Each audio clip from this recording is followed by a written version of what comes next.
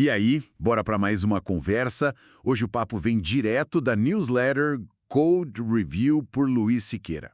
Uma ótima fonte, aliás. E a gente vai mergulhar num assunto que, olha, todo mundo já sentiu na pele. Sabe aquele app ou site que fica lento, ou que trava, ou que simplesmente some? Nossa, quem nunca, né? Dá uma raiva. Total. A gente perde a paciência na hora, pensa logo em desinstalar. E para a empresa que fez o app, isso pode significar perder um cliente. Simples assim. Normalmente, o pessoal de tecnologia fica de olho no básico, né?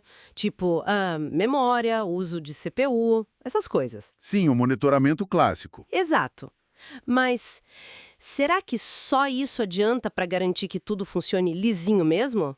A gente já adianta? Não. Tem um nível, assim, bem mais profundo para sacar o que realmente está rolando por dentro. É aí que entra a tal da observabilidade. Isso.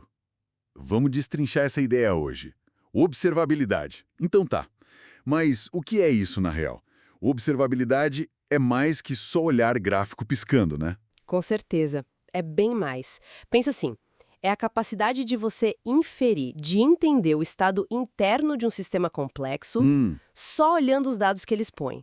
Os sinais que ele manda para fora, tipo logs, métricas. Entendi. Então é sair daquele alerta superficial, tipo, tá lento, e ir para a causa raiz mesmo. Entender o porquê daquilo. Faz sentido. Perfeito. É essa mudança de chave. Em vez de só reagir quando a coisa já quebrou, você busca entender o comportamento do sistema para, idealmente, agir antes. E para conseguir essa visão, a observabilidade se apoia em 3 pilares principais. A newsletter detalha bem isso. Os 3 pilares, certo. Quais são eles? O primeiro são os logs, os registros. Pensa deles como, sei lá, um diário de bordo bem detalhado do sistema. Ah, legal. Tipo, tudo que aconteceu fica registrado ali. Exatamente. Cada evento, cada erro, cada passo importante. Os logs contam a história do que aconteceu, momento a momento. Beleza, e o segundo? O segundo pilar são as métricas. Essas são mais numéricas, quantitativas. Elas medem a saúde e o desempenho do sistema ao longo do tempo. Ah, aí entram CPU e memória, então? Entram sim, mas vai além. Tempo de resposta, quantidade de requisições por segundo, taxa de erro, tudo isso são métricas. Elas mostram quanto ou com que frequência algo está acontecendo. Ok, logs o quê? Métricas quanto? E o terceiro? E o terceiro, que muitas vezes é o que desvenda os mistérios mais cabeludos, são os traces, os rastreamentos. Traces? O que eles fazem? Eles mapeiam a jornada completa de uma solicitação. Tipo, desde que o usuário clique em algo até a resposta final, passando por todos os serviços e componentes internos. Uau! Como seguir um pacotinho pelo correio, então? É uma ótima analogia. Exato.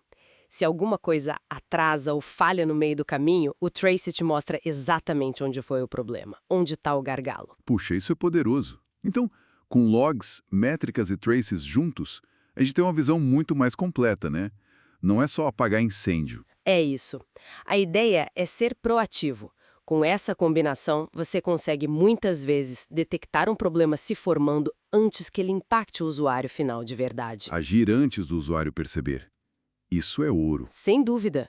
Imagina ver pelos traces e métricas que um serviço específico está começando a ficar mais lento sob carga, mas ainda não derrubou nada. Dá para ir lá e otimizar aquele ponto específico. Exatamente, você ataca a causa raiz antes de que vire uma crise. É otimização contínua na prática. Faz muito sentido. E essa capacidade de enxergar lá dentro, ela ajuda em mais alguma coisa além de performance e estabilidade. A fonte fala de otimização de recursos também. Ah, sim. Esse é um ponto super importante e às vezes esquecido. Quando você entende de verdade como cada parte do seu sistema usa os recursos, servidores, bancos de dados, etc., você pode tomar decisões muito mais inteligentes sobre infraestrutura.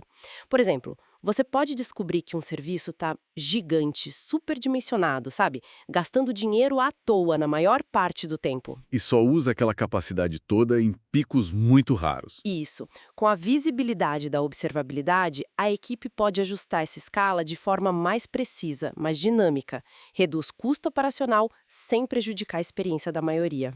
Nossa, então vira uma ferramenta até estratégica para o negócio, não só técnica. Totalmente. Conecta direto com a eficiência operacional e financeira. E para a gente tangibilizar isso, a newsletter deu um exemplo prático, né?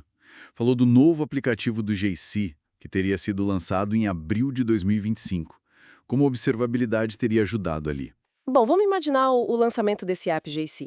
Com observabilidade desde o dia zero, a equipe poderia, por exemplo, usar traces para ver como o fluxo de login está se comportando. Ou o fluxo de fechar uma compra. Que geralmente envolve um monte de serviço conversando, né? Exato. Aí, digamos que nos testes de carga, antes de lançar para o público, eles percebem pelos traces que a comunicação entre serviço de autenticação e o banco de dados está lenta. O trace aponta, ó, o gargalo é aqui. E as métricas mostram o tempo de resposta subindo. Isso. E os logs talvez mostrem erros específicos no banco sobre carga. Com essa visão dos 3 pilares, eles poderiam otimizar aquela consulta no banco, ou talvez colocar um cache ali. Antes de lançar para o povão e ter um monte de gente reclamando que não consegue logar. Exatamente. É usar os dados para garantir a qualidade desde o início. Evitar o caos do lançamento. Faz todo sentido. Então, resumindo a ópera aqui. Observabilidade é muito mais que um termo da moda na tecnologia. É fundamental. É uma abordagem para garantir que a nossa experiência digital seja, assim, cada vez melhor, menos frustrante e que as empresas por trás consigam operar de um jeito mais inteligente, mais eficiente. Perfeito.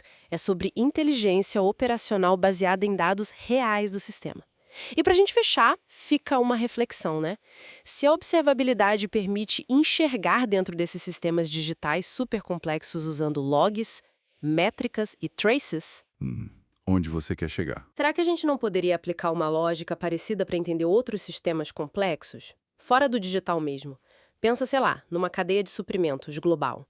Ou na rede de saúde pública. Ou até o trânsito numa cidade grande. Exato. Que tipo de sinais a gente poderia coletar e analisar nesses sistemas para entender melhor o que está rolando lá dentro? Para otimizar o fluxo, para prever problemas? Fica aí a provocação para pensar.